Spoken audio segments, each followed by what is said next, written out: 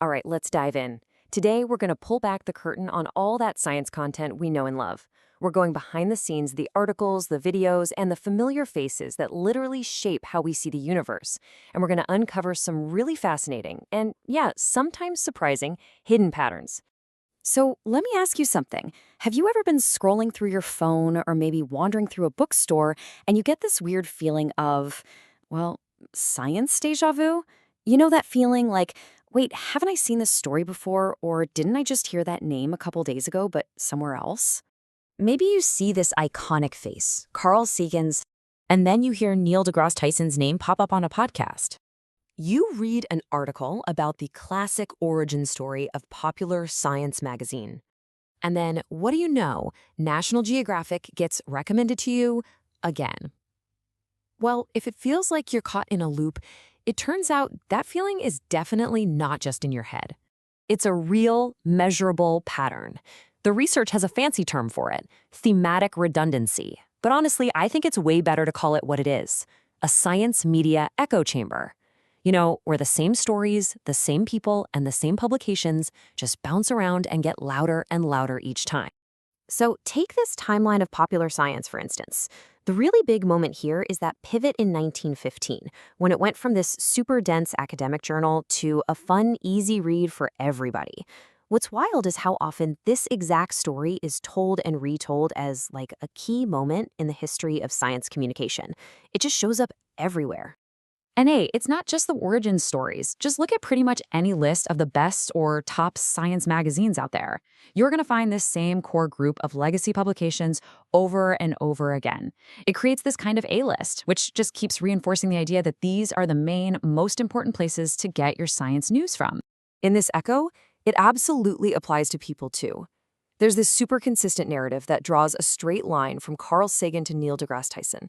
Now, that creates a really powerful story for sure, but it also gives us a very, very narrow idea of what a great science communicator is supposed to look like. You know, the charismatic male astrophysicist. Okay, so if we're hearing the same stories and the same voices on repeat, the really important question becomes, what are we missing? Because this echo chamber, it creates blind spots. It leaves some really important ideas and different perspectives completely in the dark. So the first huge blind spot is geography. I mean, just look at this chart. The data shows this massive imbalance. The overwhelming majority of the stories we see are focused on science communication from an American and a British point of view. That creates this huge cultural bubble, and it leaves out countless different ways of talking about science from all over the world. The second blind spot is a debate we almost never hear about, the anti-popularizer critique.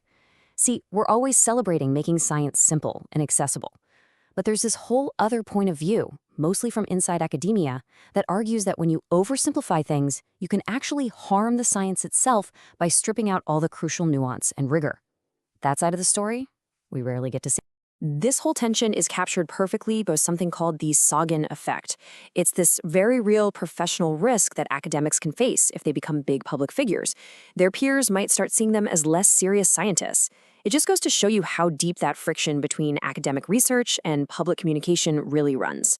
And that brings us to our final blind spot, and this one's a huge question for our digital age.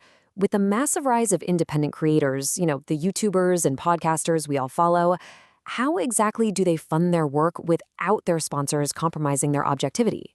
And this simple, kinda scary truth is we don't really know. The research shows there's a huge lack of data on the business models behind our favorite creators.